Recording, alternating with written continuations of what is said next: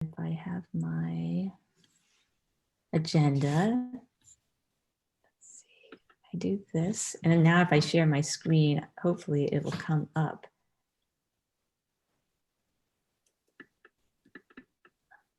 Oh, now? Oh, yep, I see the Did that agenda. work? Yay. Okay. All right. There you go. Thanks for your patience. And so welcome everybody. Hi, Leah. Hi. How are you? Sore. Good. Been sitting at Okay, the computer great. too long today. Too much going on? Which is sitting at the computer too much, sitting still too much. Oh, I know. And especially if it's so beautiful out, you're like, why am I doing this? Mm-hmm. But we know there's a good reason why we're doing it, right? We're trying to preserve that beauty for everyone else and let them recognize that it's there. So thank you guys for joining me. Michael wasn't able to come, and I'm not sure if we have to follow a bunch of protocols. Carolyn, do we have to follow all those protocols? You do. You need to. Like Yeah. reminding everybody that this meeting is being recorded, right? Yes. And that it is a public meeting. All right, so what I wanted to do today is, and I hope everybody got a chance to just look at, I wanted to go ahead and just give a go at creating the charter for us and also for setting some goals. So I know Leah, you added to this document, so I really appreciate that. And I don't know, Emily, did you get a chance to take a look at it? Yeah, I glanced it over just a few minutes ago. I'm busy, All right, so, but yeah, I fantastic. did look at it. So I just decided to keep the charter super simple. And Leah, I know you added something to the corridor plan. And so what I did is I said, the purpose of the subcommittee is to educate and inform the public, county staff, and leaders on matters related to biodiversity and landowner conservation opportunities. And then what I did is I added the corridors to one of our goals. How does that sound? Okay. What do you guys think about the charter?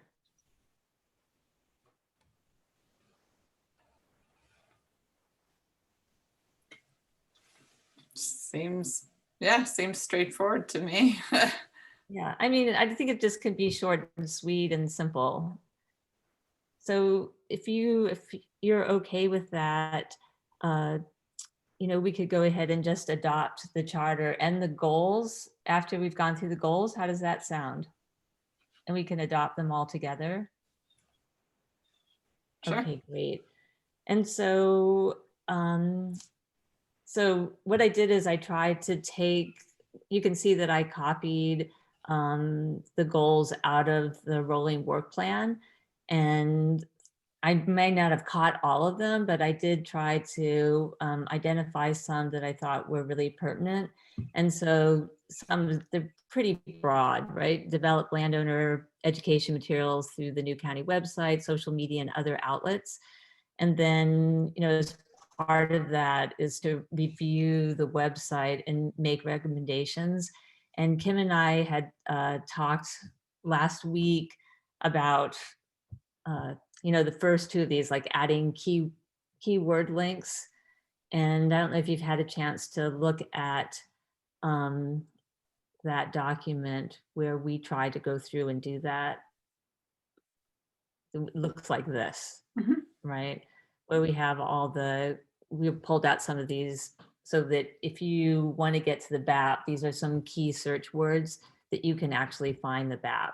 So if you type in biodiversity in the search bar, hopefully that's going to take you to the BAP so that you can see that, or the Natural Heritage Committee. Because right now, if you type in, you're looking for the BAP, it's kind of hard to get there. So it's a way of just reinforcing those links. And Kim, right, we can, like that's going to be one of our first sets of recommendations. Yeah, I think the biodiversity action plan is one of the top priorities. getting that up there and getting it linked to the Natural Heritage Committee page and to the Natural Resources Program page. And then, yes, being able to search for it. Yeah. All right. And so that would be adding those keyword links. And then the other thing we talked about is how to better link the resources found in different departments, because it turns out we've got one department, the environmental stewardship, where you see information about environmental stewardship.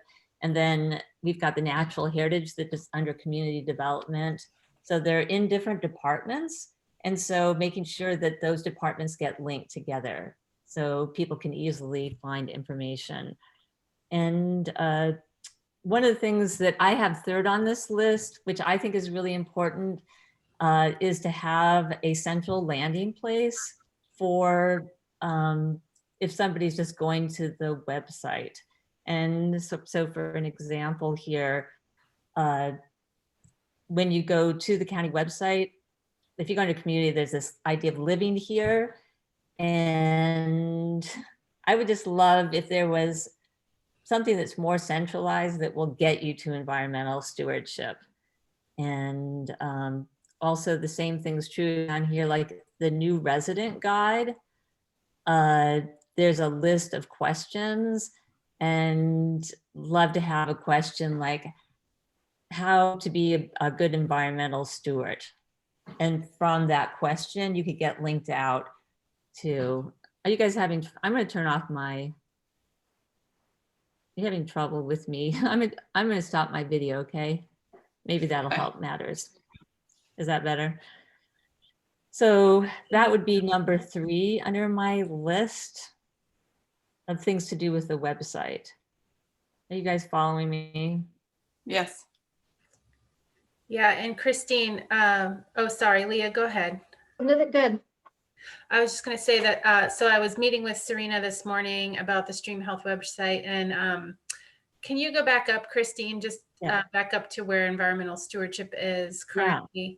So this right is, here. Oh yeah, right there. Yeah, so it's under facilities and environmental services, but the Natural Heritage Program and the Natural Resources Program are under community development. And so I've been talking with folks from facilities environmental services and trying to figure out how we can, and from communications department to figure out how we can link those up, because it's kind of weird that they're siloed, even though there's so much overlap in what we do. And the facilities and environmental services folks are totally open to us getting like underneath environmental stewardship there on the blue sidebar, having like biodiversity, and then that could link to the biodiversity action plan and the committee and, you know, the natural resources program. So just to let you know that I'm kind of having that discussion, and I, you know, and then like Serena said, we can pull together the committee's top priorities and bring those as well.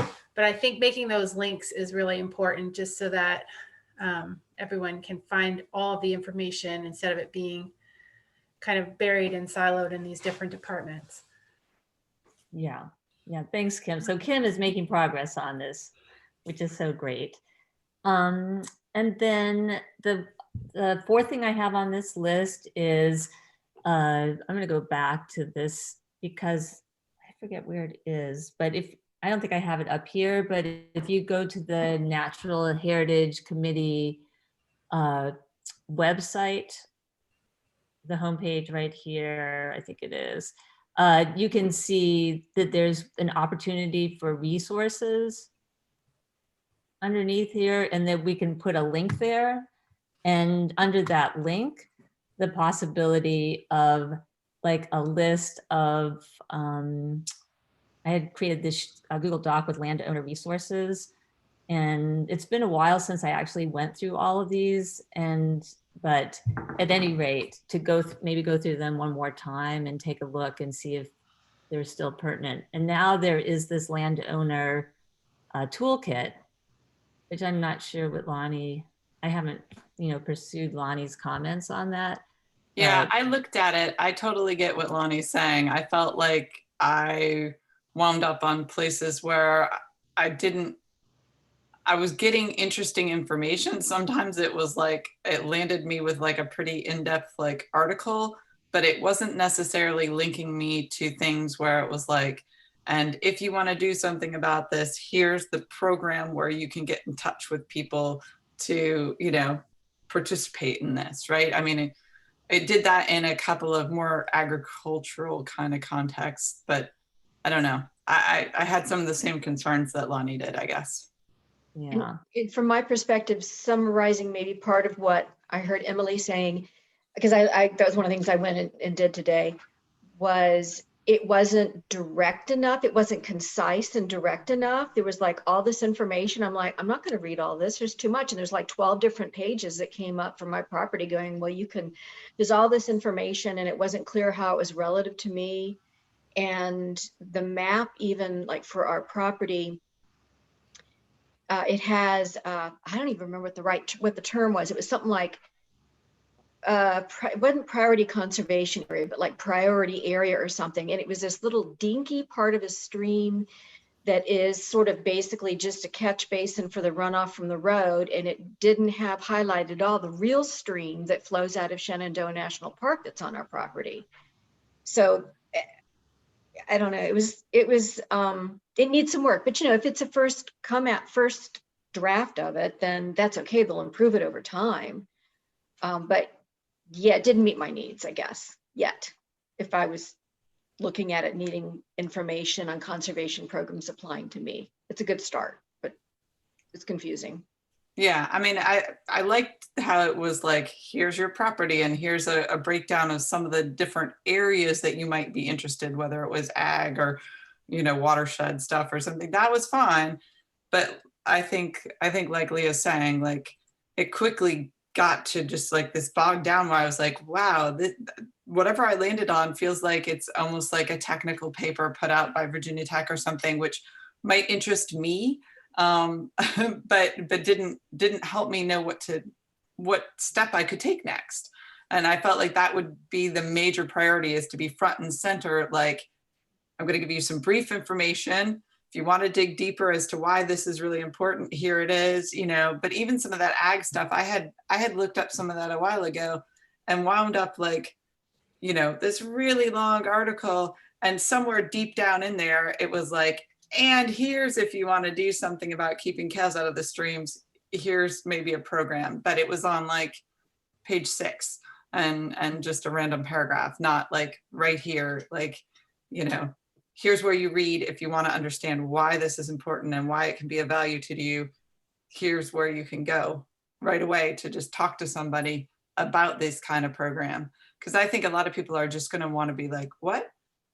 I could get money help to keep the cows out of the stream, and there's some benefit to me because, you know, the cows will be healthier. Okay, who do I talk to? You know, rather than delve so deeply. So,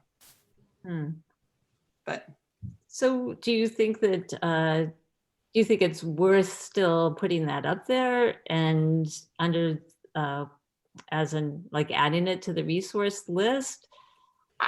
I like that it gave you some information, right? It gives you context. Here's your property. Here's your watershed. Here's your, you know, like, I think it does do some valuable things and let you know that there are programs. It's just getting to the actual program part of it was the part that I thought was not complete.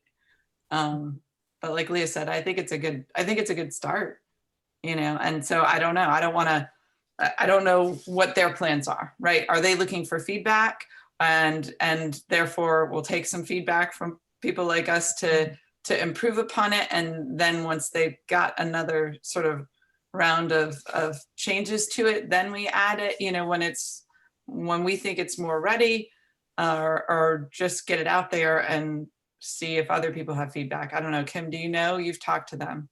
Yeah, so they just launched it a couple days ago, and so it is brand new. I haven't spent a lot of time looking at it, but I had a different impression. So I'm curious about what yours, Christine, because I just searched for a random parcel and saw what it gave me, and it was kind of a long report, but when I scrolled down, I saw programs, and it gave you links to all the different like programs and organizations that you could follow up with, like for your specific property. So I'm not sure.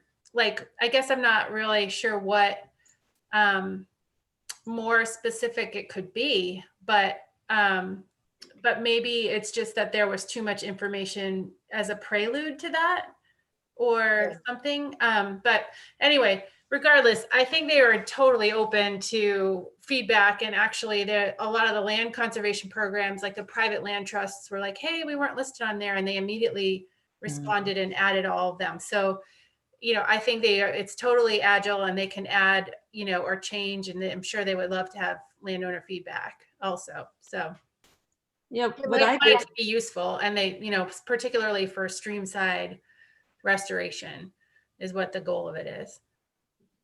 Kim, I like what you said, or we're kind of saying about maybe there's too much information there, but I don't know, I guess what I was taking from what you said was that the information that's there is really good and they're educating people, but perhaps if they shortened it to the meat of the bottom line, this may apply to you, and here's a group you may want to see or may want to communicate with to get more information, and then maybe have a link to here's more information, or well, you don't even have to have a link to the educational part. The educational part could go below the bottom line, which is that if you're interested in seeing if this program applies to you, contact these people, whatever that's already there, the links, and then put some of the educational stuff below that. So if people are interested, they'll read on. Emily, does that sound like that would help a little also? Yeah, that might. Maybe, I don't know. I'll have to look at the report again. Yeah, I want to look at it again too. Because when I saw Lonnie's, I was like, oh, that wasn't my impression, because when I just, like I said, did it really quick. So I probably didn't go in as much depth as we did. Yeah, I think, well, and so I think that's a good point. So I've pulled up the report. I'm like, okay, what does this look like? So you're right, down, it does say which stream side programs. And like you said, that's a focus. That's what they're after more. So yeah, I guess there are some links down there that might be helpful. But I guess it was like, yeah, I mean, I was wading through, I'm like, okay, overview, interesting, watershed, okay. But then it's sort of like stream side practices, right? Riparian forest buffers. And it talks about that. And then it says, your property may be suitable for this, visit the Virginia Department of Conservation and Recreation website. So I took that to be, these are the people with the program, but all I got was more educational information when I went there. I didn't get a program. And so then I was like, oh, well, let's go to the next one. And it again sent me to DCR website and then an environmental quality website. And I kept going at each of these topic areas that they had: stream side practices, stream bank stabilization. I just left everything on, right? I was like, I'm interested in it all. Yeah. So wildlife habitat, but each one that I went to was like a deep dive, and it felt more educational. And so, to be honest, and then it was like more information on this page, and then this stream side programs best fit your interest and results was like on a new page. I don't even think I got there. Okay. I don't think I made it there, because I kept expecting under each of these little subheadings where it was like stream side practices, buffer and land protection. It sends me to the forestry website. Your property may be eligible for land protection practices. For more information about conservation easements, visit this, or whatever, right? And if you read that and you're like, aha, this is where I go. But then you click on it and you wind up on some deep dive that doesn't connect you to a page that's like, here's the programs, here's who to contact. That's why I got lost. I never made it. Now that I look, I never made it to the part. Actual programs are, I think. Yeah, I never made it to those. Would it be helpful if we started a Google Doc with some suggestions and we wrote them down and then forward them off, and we could ask Lonnie to contribute as well? And then I think Leah's first idea, which is take this part. I'll have to click on these links and see if they actually bring me to where I really think I want to go. But the part that says which streamside programs best fit your interest and results is buried, at page 6 or 7 or something. It's not at the top. It's not where I need it to see it. So. Yeah.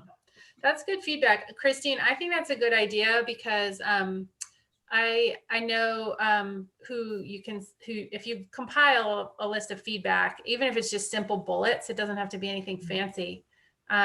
We can send it to the James River Consortium and the Chesapeake Conservancy, which is, the folks who are developing this tool, because they really want it to be useful. So I think they would appreciate, having that feedback. Yeah.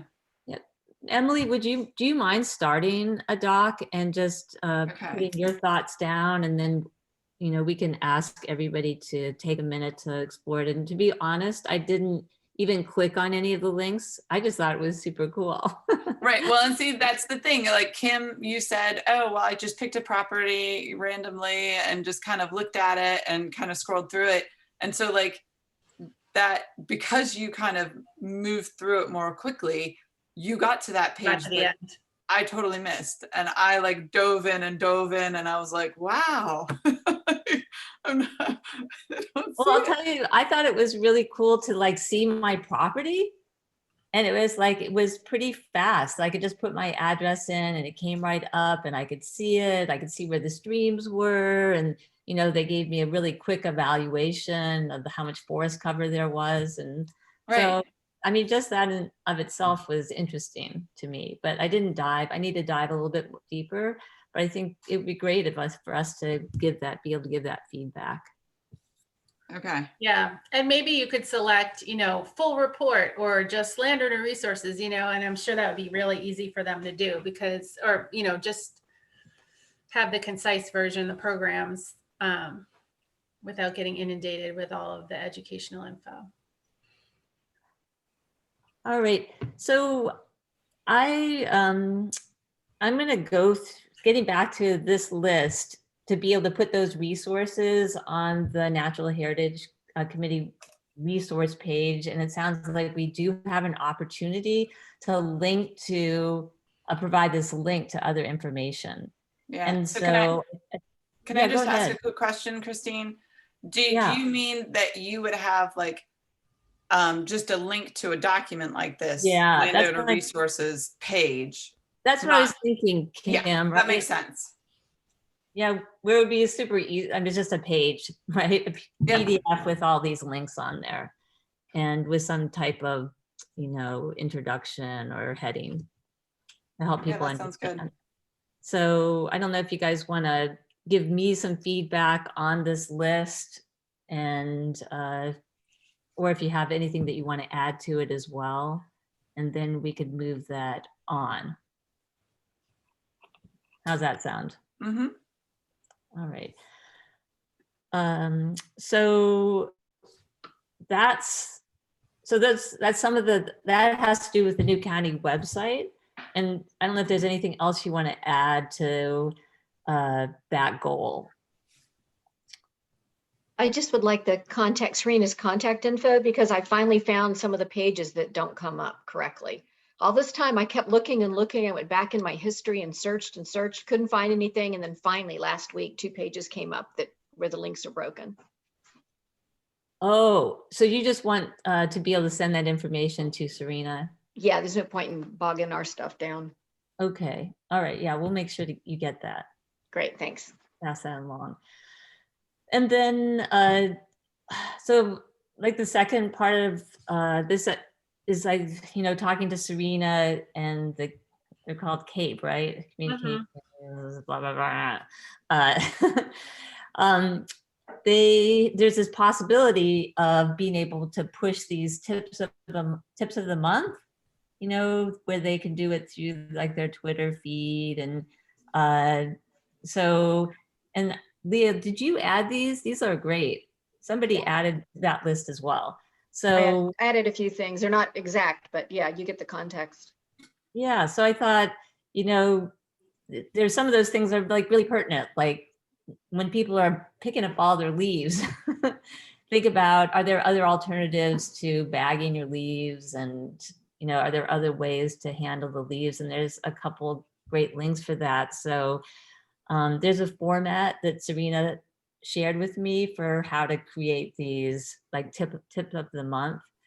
And so it would be great you know, if you guys are interested in this, maybe we could, each of us could pick a couple ourselves and then create the template. And, you know, before you know it, we'd have 12 of them pretty quickly. And I can Yeah. share with you the template for how to do that. That'd be great. Yeah, I was just wondering, like, I see some of those and, you know, obviously it's fall, so the leaves and wildlife one comes to mind, where I'm wondering, is this for us to like write and create content, or is it also a way for us to share links? Like, I don't know, I've gotten multiple different articles from various, you know, various organizations that have, you know, filtered into my inbox at some point in the last month about leaving the leaves right down for wildlife. So I guess my question is, are we supposed to go out and research, read several of these articles and then write and summarize ourselves, or are we to give sort of a short intro and then provide links to, you know, whatever Audubon Society or whoever else has already created content on this? That's there's a short format, and I can share. I did one on bears, and so it was basically, why should people care? A couple sentences. What do you want them to do about it? What action do you want them to take? And a couple links where they could get more information. So there's a pretty clear format. So you don't actually have to be creating the content, but you're just, they have a list of like 5 questions that you're answering, giving a brief summary. And so you are doing like a little background. This is why people should care. This is what we want them to do. This is where they can get more information. And then they're going to create it. okay. And Do we know if this is Facebook or what version of social media they're using? You know what? I don't actually know, to be perfectly honest. I could ask that question. So how they're going to, how they're going to push it. But I think that maybe they're going to be using all those methods, maybe. But The county has all of those methods, but I don't know. Did she already do the one for the bear tip that you wrote? No. Not yet. Okay. I think that like the last correspondence was like, we want to queue up like 4 of these. And I'm not sure why, but they said like, we want to have 4. So I have to work on the other 3 that I'm going to send out for that. But, you know, I think it's just a great opportunity to get this message out and to educate people. So I'm going to go ahead and I'll send you the example I did for the bears and the format that they wanted in. How's that sound? That's good. Do they not want hashtags or pictures to go with these?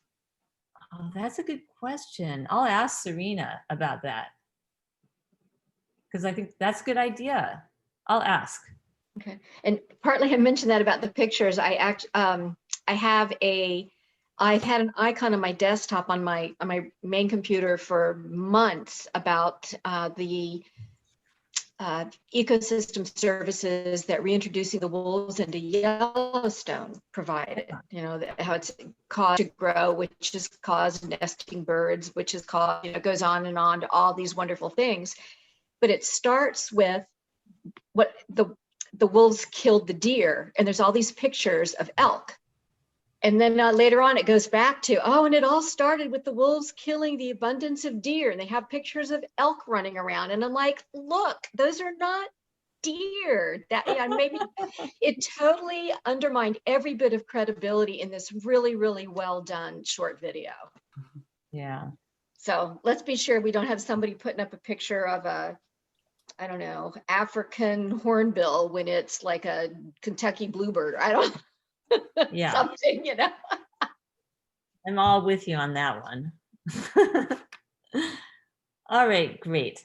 So and the other thing that I don't have listed here is we talked about, and this was in the rolling work plan, was where is it? I think it's here. It's to develop landowner education materials. Okay, that was the new county website. Oh, educate and develop a relationship with landowners of important sites. So I didn't add it to our list of goals, and probably I should. To me, it just seems kind of overwhelming. And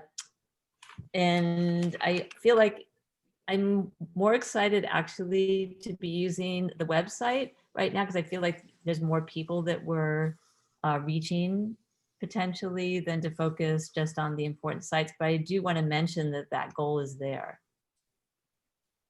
And if you have any thoughts about that. And one of the ideas was to send postcards directly to the landowners with the conservation programs. And should we put that on our list as a goal?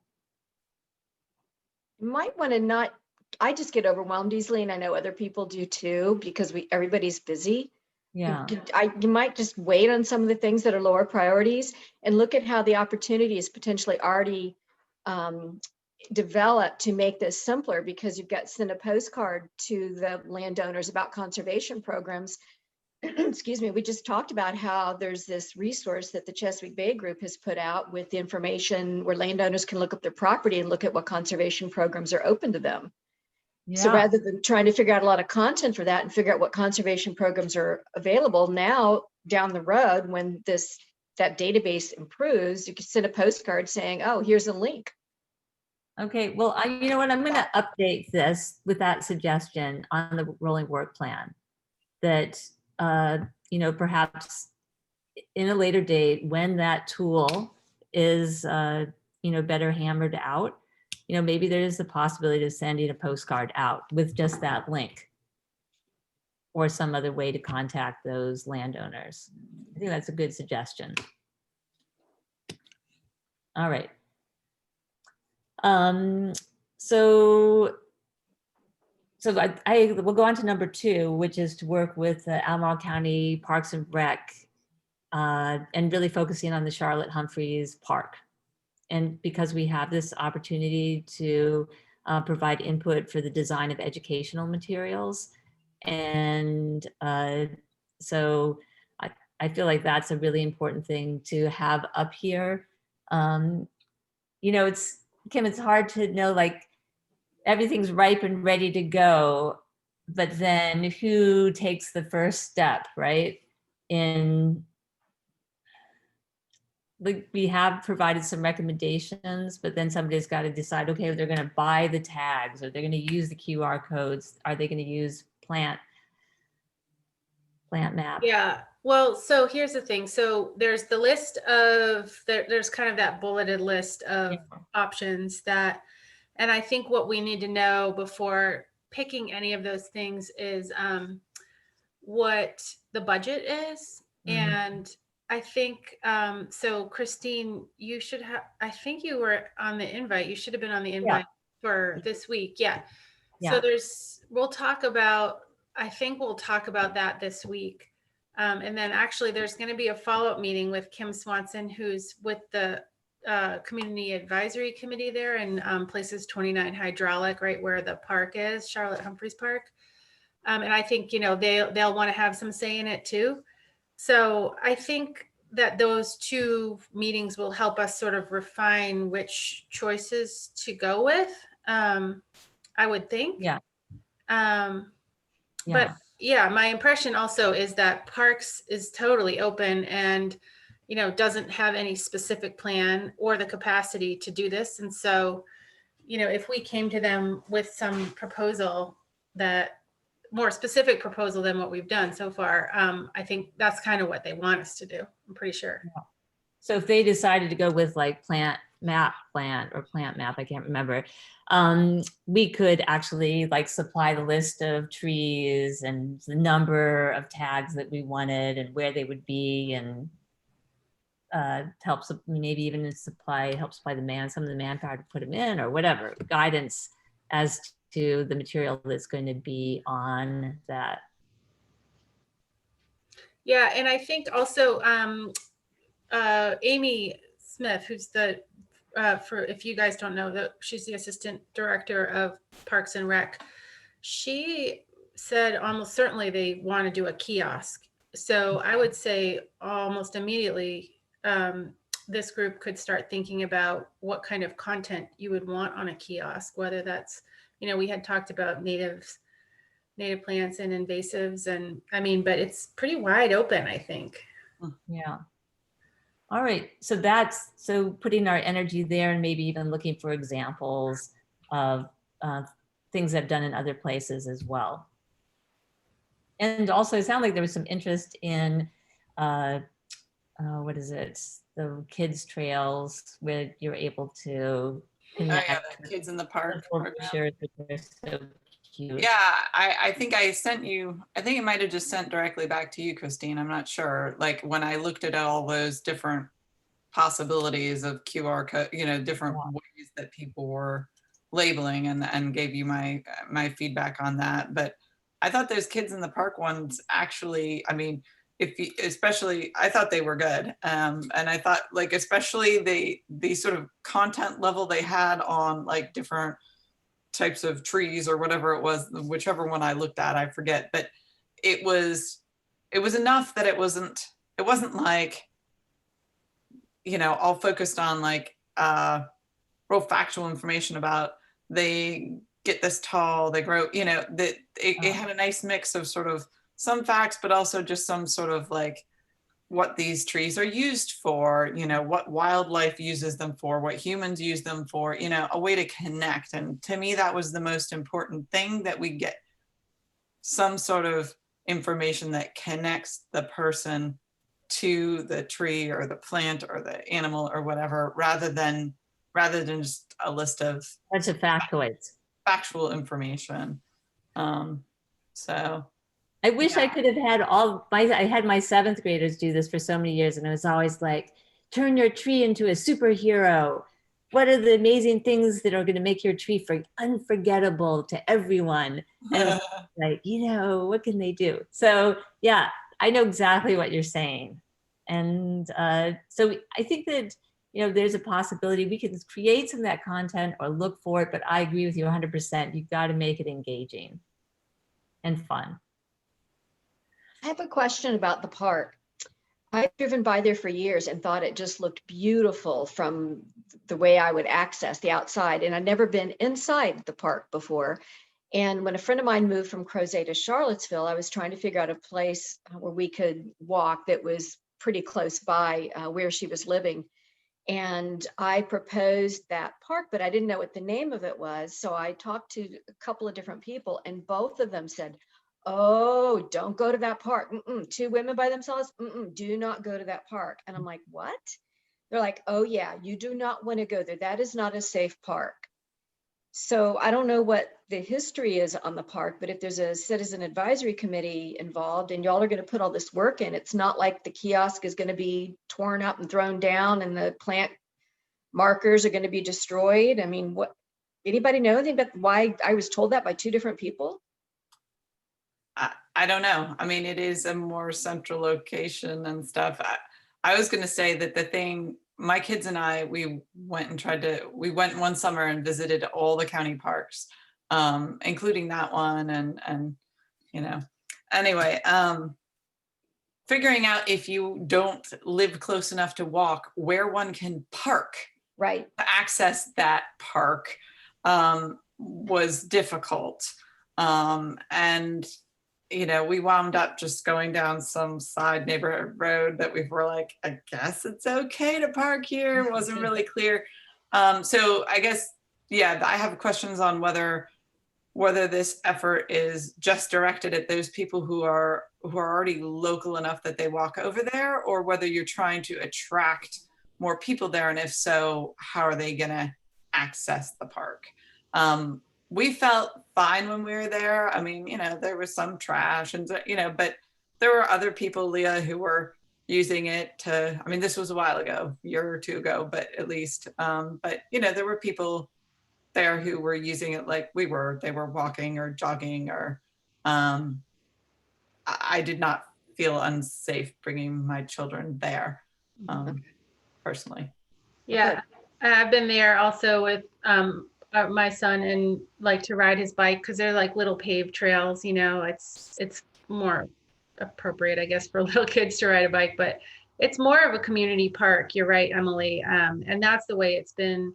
So, I mean, I don't know that really affects how this group would do this project in terms of, you know, just developing environmental education materials, or if it would, but I don't think there's any plans for like a parking lot, official parking lot, and to draw more people in. I think it's meant to be more of a community park and serving some of the lower income neighborhoods that are adjacent to it, and just apartment complexes. And so I think it's mostly, local dog walkers, parents with kids, just, people using as a community park. But it's not really developed at all now, other than the trails, and they just recently put in a few benches.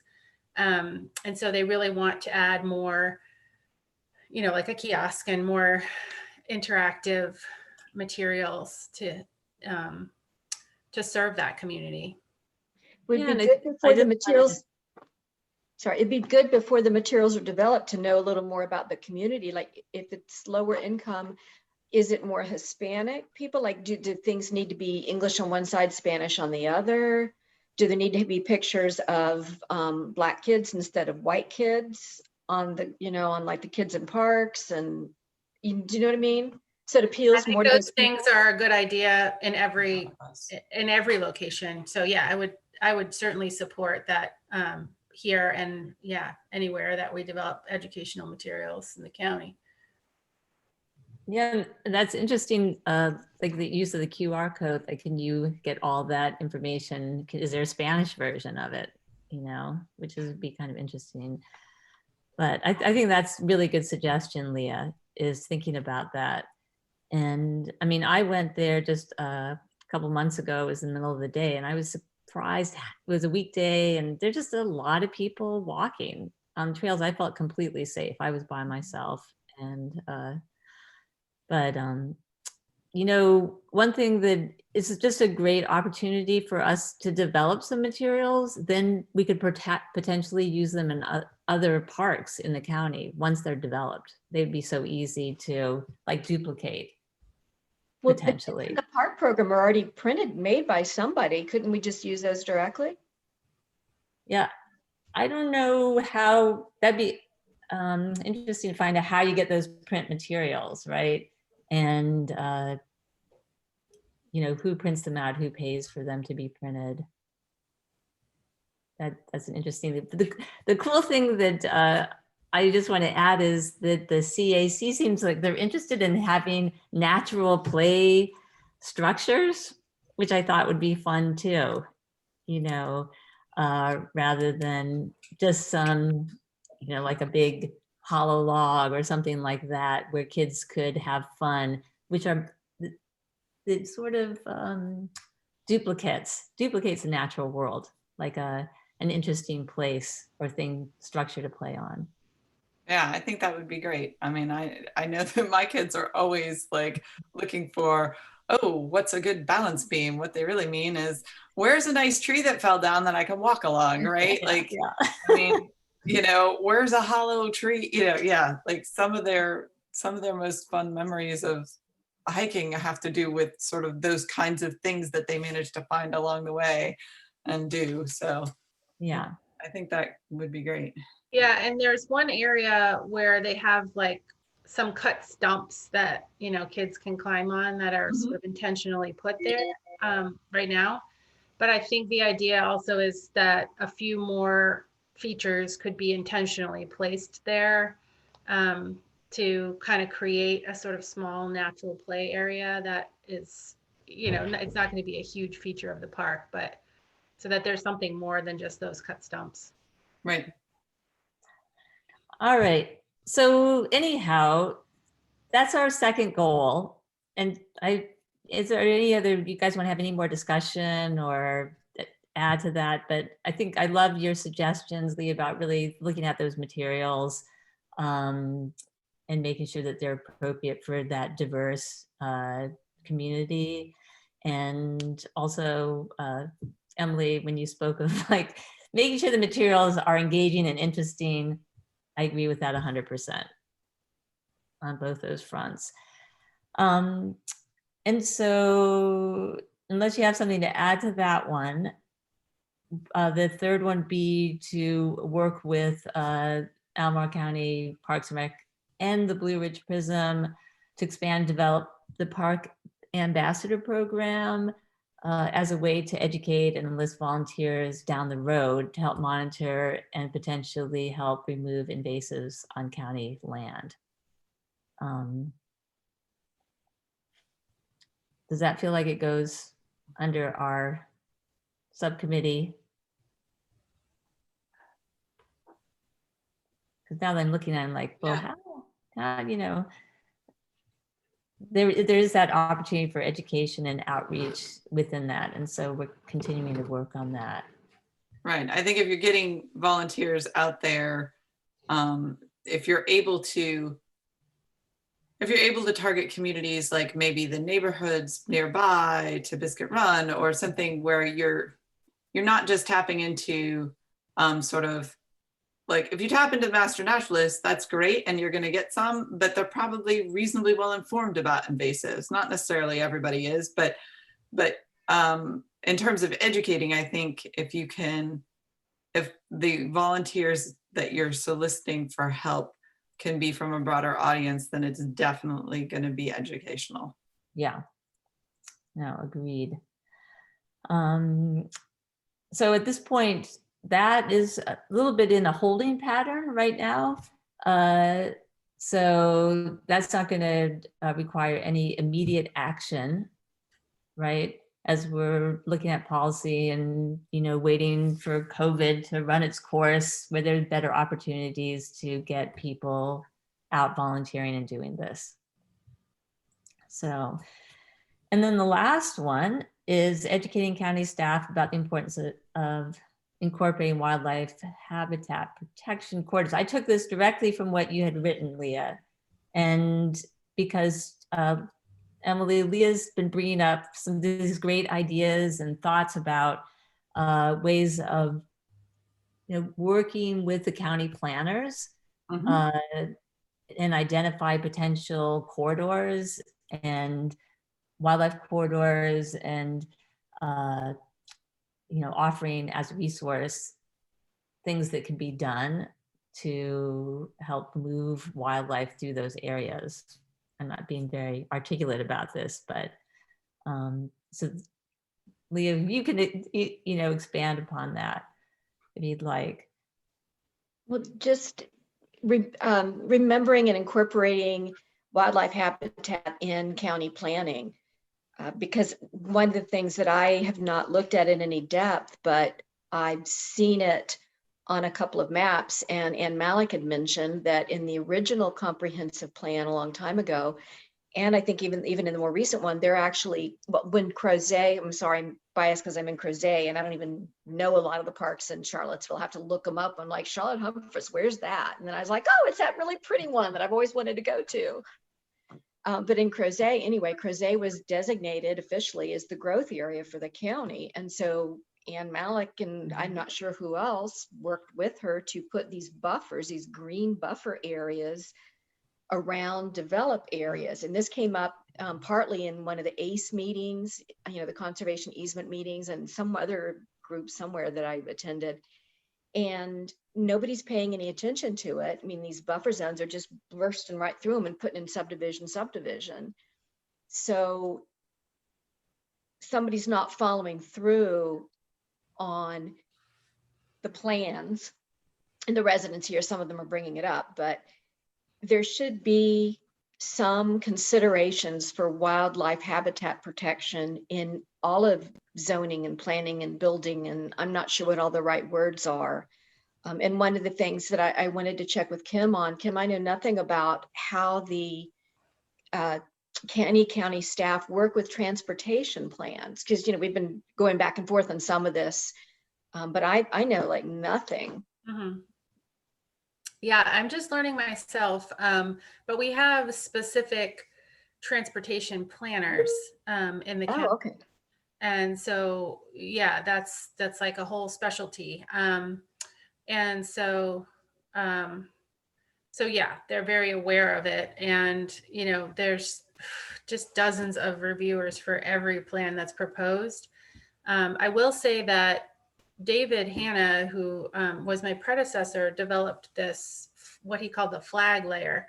And it's a GIS layer that has all of the natural resource important natural resources in it. So like the, what wooded riparian buffers along streams and steep slopes and stuff. And so whenever a project that is a special use permit or a zoning map amendment goes through, that he would review it with, whether it hit the flag layer or not, and then provide review comments on that. And so that's now my responsibility. So I think, there is some of that in that, like if it's it's mostly with respect to wooded riparian buffers.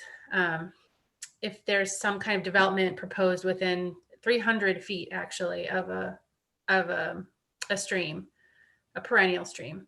Well, actually in the rural area, perennial or intermittent, then it will come up as a hit and I would review the project. So. And, But- and Kim, has that happened ever? I mean, since you've had this position? Yeah, it has. So I've been here for 6 months and I don't know how many projects I've reviewed, probably 10 or 12. Oh, wow. Yeah. And when you give feedback, do you feel like people are listening to you and taking your... Yeah.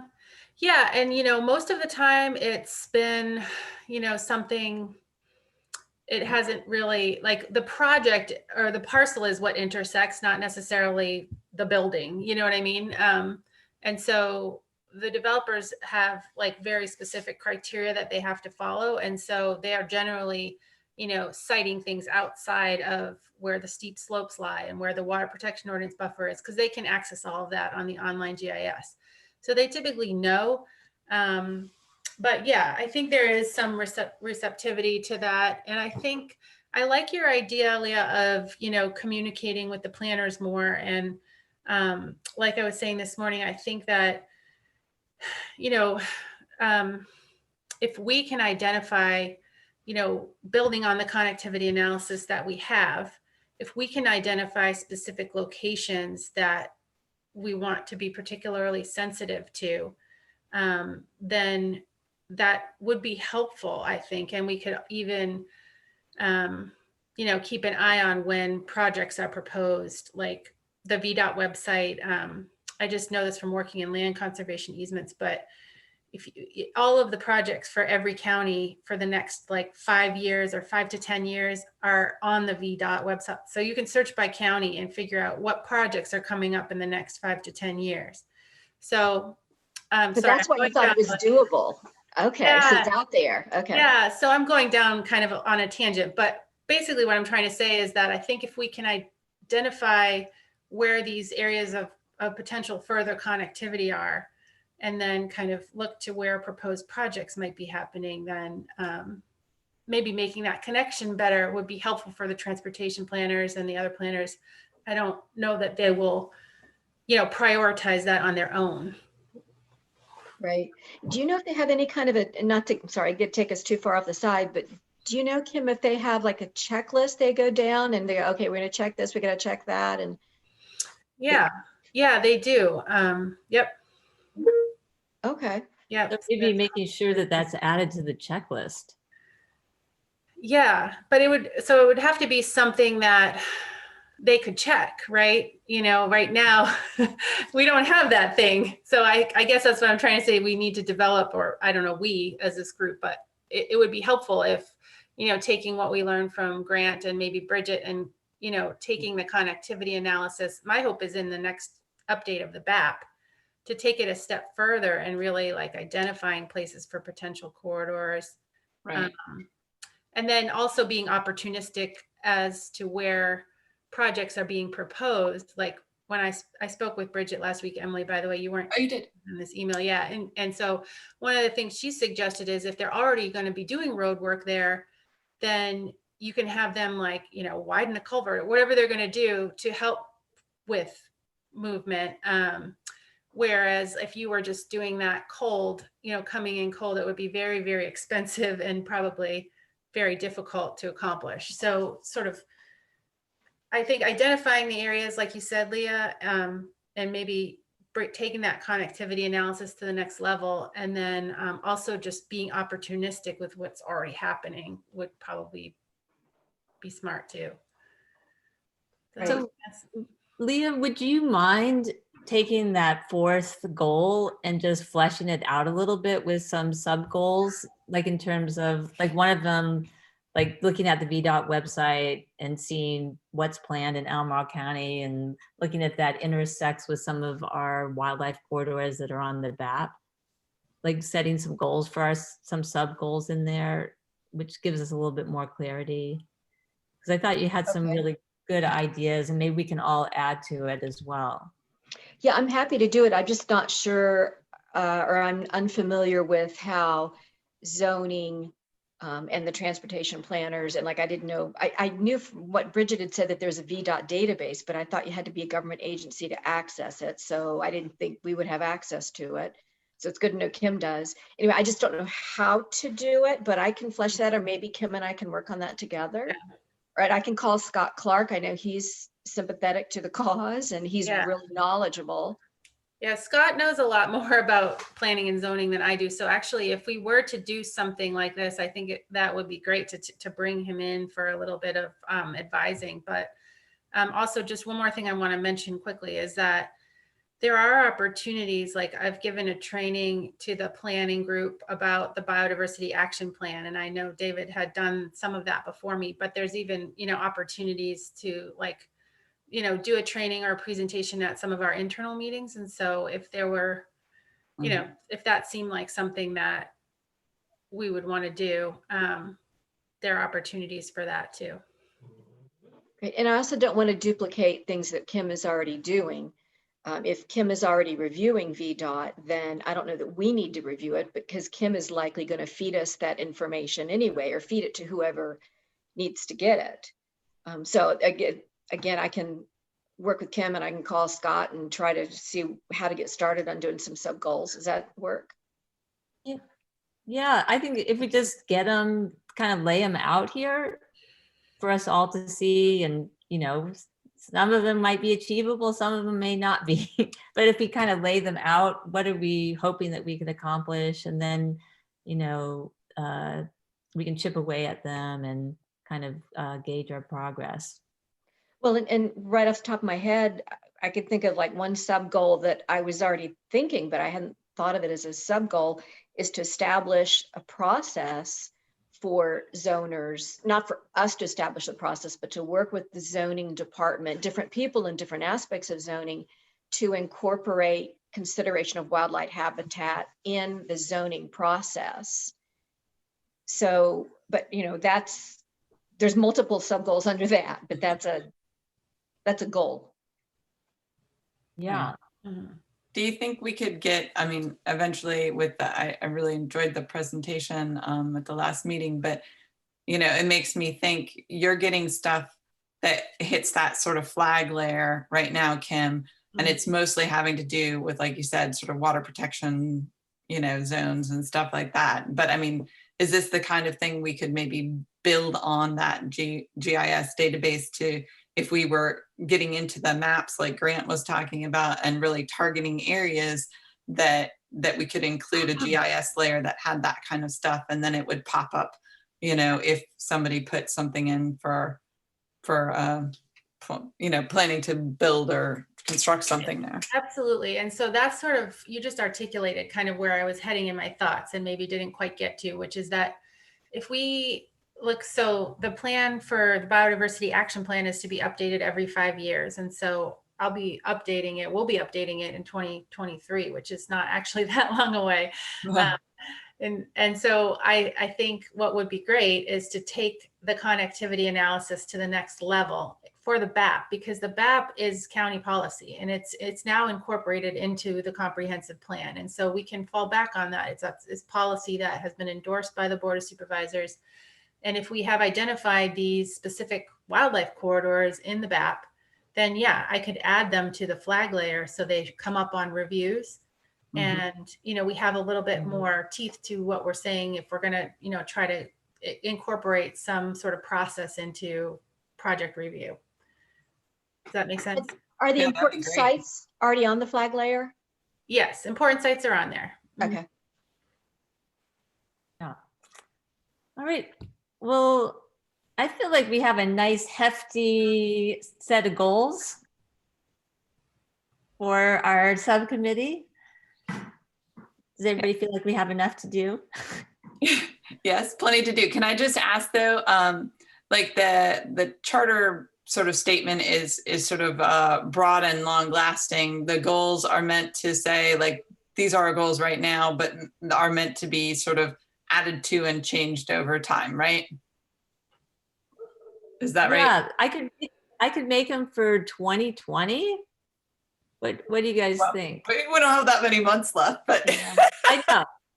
20. I guess I'm just trying to 2020. think through that because like, right, I mean, you were saying, okay, let's get our goals. And I think these are great. And they're the things that we want to get digging into now. But like, hopefully the subcommittee is a more long-standing thing with that goals will get accomplished and new goals will be, added as opportunities present themselves or ideas. And so I just don't know.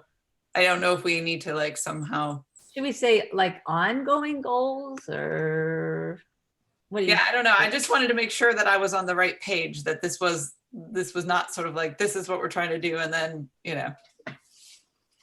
Yeah. What do you guys think? What would be, I mean, that's the way I'm looking at it, is it's Yeah, just like, okay. these are the ones that are in front of us right now. And this is our, we're going to begin here. Sounds great. I don't know if ongoing is the right way to say that, but. Is it 2020 through 2021 goals? I don't know. Yeah, how about, yeah, God, my computer's like super slow here. I know why. Yeah, how about that? I'll stick that, I'll make that like 2020 to 2021. How's that sound? Sure. Should we formally adopt the charter and the goals? Is that something that we should do as a matter of process? Yeah.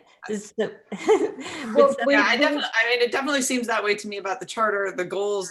Again, like to me, those are sort of an ongoing and changing thing.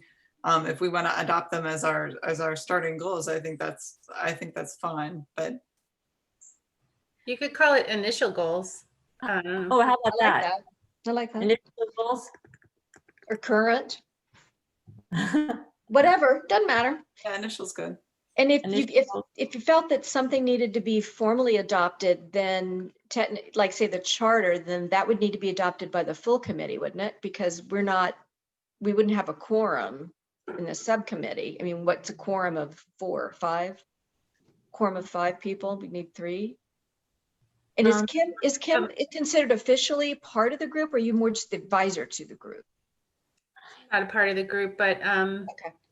yeah, I think that, well, you should all agree to it probably before you bring it to the broader committee. All right, so we all agree, Emily, do you agree that on the charter and the initial goals and we're prepared to bring it to the full committee? Yes, I do. All right. And what about you, Leah? Yes. Do we need to bring the goals to the full committee? I don't know. I personally, I wouldn't bother. I'm like, I got other things I got to do. Find out like the process questions. Right. I don't know the answer to. And how much information do people need or want? I love data. I love information, but then I take in too much. And then I'm like, oh. You know what? And I know Emily likes data because she's working with Devin. How about this? How about, it sounds like everybody's agreeable. I'm going to send this out. I'm going to put it, there's going to be a place in our big Google folders, and I'm going to alert everybody to the fact that it's there. And at least people can look at it and know that it's there. How's that sound? That's good. And then we're going to report out at our next meeting. There'll be time for our committee to report out. And as the chair, I'll report to the committee, just, this is our charter. These are our goals. How's that sound? Because that's what we basically did in our meeting today, is discuss those. Sounds good. Does that sound okay? All right. Fantastic. So thank you guys so much. What I'm going to do is I'm going to send out sort of the outline for the tip of the month. And Leah, if you can go ahead and just outline some of our sub goals for the corridor Sure. plan.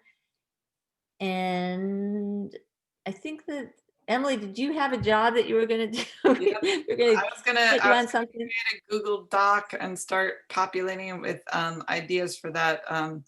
The James Streamside programs, like giving feedback on Fantastic. that. All right, sounds wonderful. Well, thank you guys so much for your time. Is there anything else we Christine, should what's talk the- about? Sorry, what's the name of this document? And this is on Google Drive, it looks like. Oh, it's the Agenda Google- Education and Outreach Committee.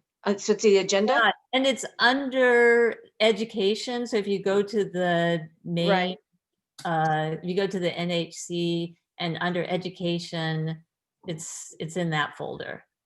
Okay. Yeah, I remember seeing it. I was just making sure this wasn't a separate document, but now I see it's up at the top. It's the agenda document. Yeah. Okay. All right, and maybe I'll change it to like charter and goals or Okay. something like that. All right, fantastic. All right, thank you guys so much. There's still some daylight out there. Yep, a little bit. Yes, out. Yeah. You guys get out there. So real quick before we go, I've got a question for any and all of you. So I have a desktop that I've pretty much always done things on, like Google. So I'd use Google Drive and use Google as my browser. And then I finally, because of Zooming, got a laptop so I could sit where it's more comfortable and look out the window instead of sitting at my desk all day like I do. And it's also an Android version, not Mac. And Microsoft now really is pushing everybody to use Edge as the browser, and then documents save more automatically to OneDrive.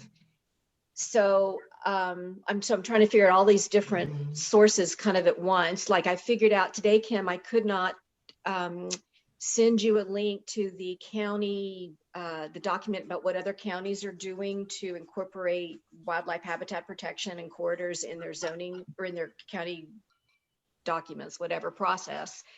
And it would not bring up your email, and it wouldn't accept it. And I'm like, what? Well, it was because I was using the Edge browser instead of using the Chrome browser. And I'm like, you're friggin' kidding me. Now my contacts aren't even gonna work. What? So anyway, with Google Drive, which I like better anyway, when I went to put the county language information, sorry, Emily, I didn't want to incorporated you in all this stuff I'm sending around unless you want to be part of it. And I'm still trying to learn all this technical stuff. So when I went to, I was going to move, and let's see. Okay, I had a file on my hard drive and I wanted to put it in our education subfolder. So I thought, okay, I'll just drag it in there. No, that didn't work. So then I was given, when I played around, I could have copied, I could have moved it into the overall, into my drive, not the NHC drive, and then copied it and then moved it into the subfolder. Or I could do a link, or I could do a restricted link, or I could do, there was like 15 options of what I could do. Oh, or I could just share it. And I was like, which way is the way to do it? Do you all know anything about any of this? I know what you're talking about. Moving documents in Google Doc, I think it's like, until I figured out one way of doing it, is I pull down, I think I right click and then it says move to, and then I select the file, the folder that I want to move it to, and you can go ahead and continue to select. So what I do is in Drive, I right click the document before I open it, and then you'll get a menu. And one of the menu options is, I'm going to see if I can actually. Okay, but it has to be in Google Drive first, right? Yeah. Okay, so I could put it in my Google Drive, because like in Google Drive, I've got like my drive, and then there's like things that are shared with me. Like And for then- example, And then there's quick access, which is different. I don't know if you can see my screen, but there's in my Google Drive, and then I go to move to, And then I get a bunch of options down here and it'll say shared with me.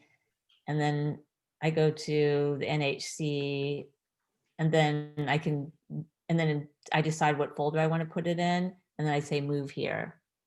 That's the way I do it. I don't know if that's the right way to do it, but that's the way I've Okay. been doing it. Okay, but if you wanted to have a copy of it in the original source, then you'd probably do copy.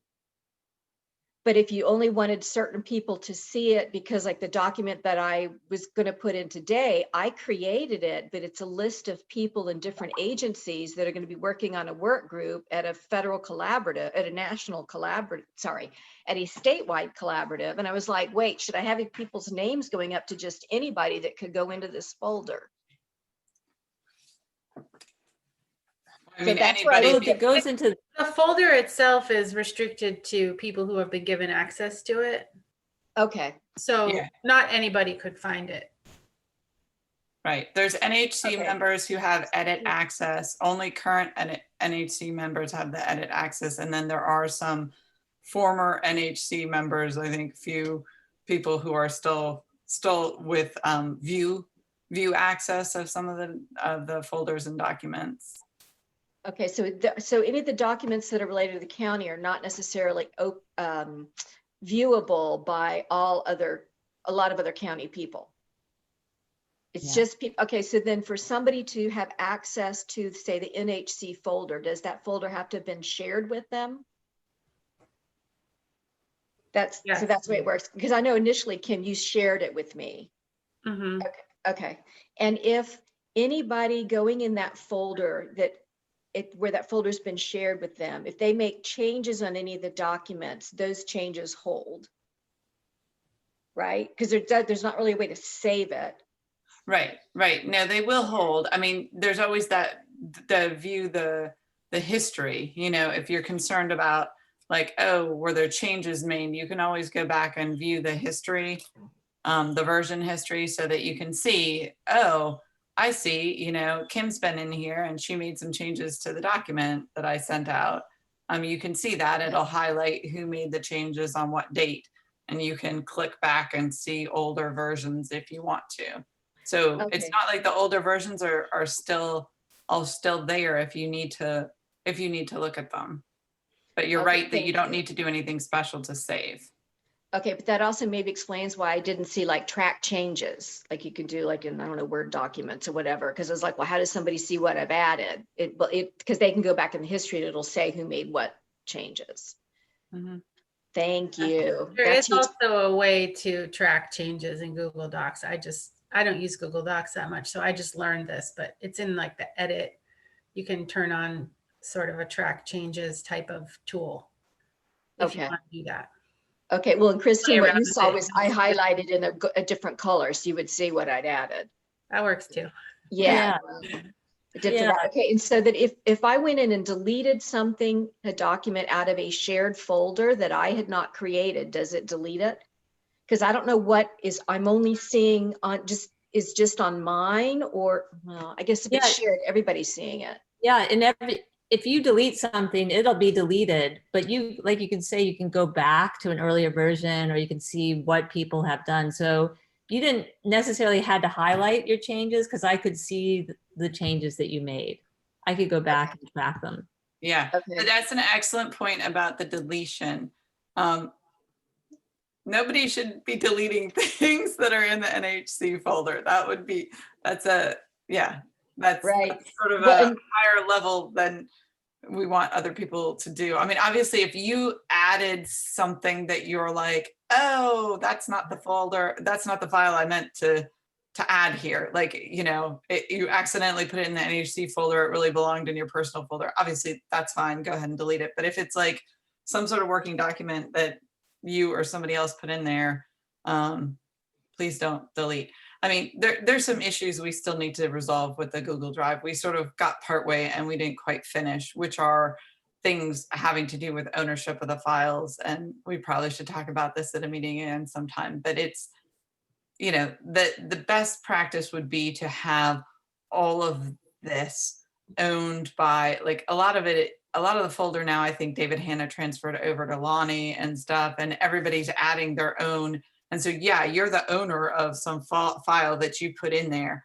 But ultimately, that means that if you decide to delete it, then it's gone, right? And it would be nicer if we had some sort of plan where when you add a document that you transfer ownership maybe to the, like a NHC, a higher level NHC owner, you know, that is managed by somebody in the committee. That way things won't sort of necessarily disappear as much.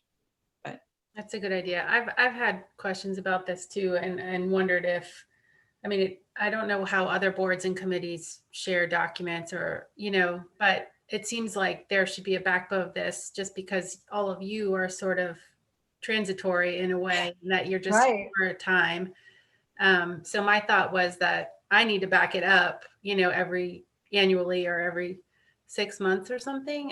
But I haven't talked to all of you about that. So if there are things on there that you wouldn't want, you know, in the county's files, but that would give us the security of not losing things if people accidentally deleted or made it private, like made the privacy, you know, difficult to change and then left or something, you know? yeah, no, there are definitely issues yeah. with that, right? I mean, David Hanna left and he was owner of a lot of this stuff, and we're like, oh wait, and he's like, I don't still own it. And I'm like, yeah, you do. He's like, I don't even have that county account. I'm like, I think you just used the same email address to create a Google login. Please try to see. He's like, oh, I can see all this stuff. But he couldn't transfer ownership to me because I have a domain loopkey.us, which isn't like a Gmail, you know, there was some complication there. So Yeah. a lot of it went to Lonnie, but you're right. I mean, there's stuff on there, names of people who own files on there who I didn't even know who the people are, right? Because people have you know, Yeah. over time the committee has changed, and Right. that doesn't seem like a great policy overall. We need to implement a sort of a stronger Yeah. system. But you can transfer ownership, but we need an account to transfer that ownership to, you know. Okay. Well, regardless, I think maybe a quarterly backup would be a good idea. And I guess that would just make them not Google documents, but just regular documents, right? If they were downloaded. So I don't know. I haven't tried it yet, but it seems like probably a good idea, especially all the important site information and anything that's on there that's not, if it's not already in the county files, or things like this charter wouldn't be in there because I haven't saved it there yet, you know? Right. Yeah. Maybe there's also a way to lock some of them so they can't be deleted, because part of why I was asking that question was I had uploaded like the corridor maps out of the BAP to my Google Drive, and it comes up at Google. I think I finally figured out it's like my Google Drive as opposed to things that are shared with me, which is a different folder. Yep. And so I was like, oh, I can delete stuff out of mine, but because nobody else is really seeing that unless I've shared it with someone. Right. Anyways, it's a lot to understand when there's a lot of files, because I've got stuff from the Virginia Safe Wildlife Corridors Collaborative, and for some reason there's documents that show up like on my recent activity and then under shared with me, and then I've got ones of my own, and then I've got ones that I created that I've shared with them, and they come up separately in a whole like separate area, and I'm like, yeah, but I see what you're saying. If you have copies of things, and then if you're not careful and you have your own copies of maps from the BAP, but we also have those in the NHC folder. If you're not paying close attention to where you are and say, oh, I don't need these, or I should move them, you could easily just move them out of the drive or delete them. Yeah, no, I mean, I spent a lot of time moving stuff around and reorganizing it a long time ago. And I will admit that, you know, I'm trying to be very careful, but like, you know, I was trying to do a move and instead I did like a remove or something. Like, I definitely had to write Devin once and be like, hey, you know that little document about the spotted turtle you found? Can you send it to me again? Yeah. I mean, and thankfully it was something like that where I was like, hey, you know, you can send it to me again. And I know what file it was and where it was. But yeah. Well, I just assumed that whoever created a folder would be the only one that could delete things or created a document would be the only one who could delete things. And I couldn't even find who owned a lot of documents that I was going in and looking at. So, okay, I don't want to take your any more time, but Yeah. thank you for helping It's me. I'm complicated. not insane. Yeah, Well, it's yeah. one more thing to learn. I know I need to go too, but I'm just curious, like Leah and Christine, since you all both serve on other committees, do your other committees have a way of sharing files? Or is that not a thing that your other committees do? The Well, SWAC ACE committee, hasn't done it. Okay. you haven't, it hasn't. So the SWAC committee, we just discussed creating a Google folder actually, because they're all just in emails, Okay. right? And it's like that is really difficult to like, oh, where is that document? Who sent it? And also, if you want to get feedback from multiple people, it's really hard. Yeah. So, That's interesting. I'm going to ask around like the ARB and some of the historic. Oh, I'm going to ask around and see what some of the other boards and committees do, because there must be a need for shared docs in other boards and committees. yeah, Right. also.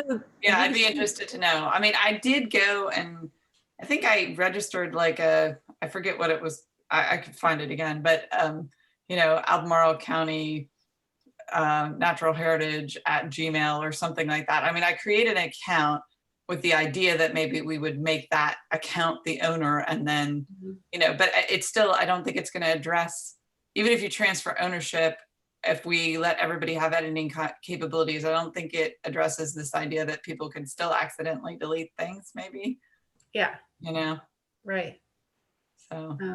Okay. Alrighty, I'm guys. happy to talk to you more about that, Kim. I am sort of the one who's been, between Lonnie and I think we are the two who are sort of most hands-on with like trying to manage the drive. So. Yeah, you're a Google Doc guru. Yay. All right, you guys, All right. the sun is still out. Yep. So Yay. let's Okay. go enjoy this beautiful fall evening. That's Thank great. you so much. Have a great rest of your day. Thanks, Yep. Christine. Thanks. Bye, you guys. Bye.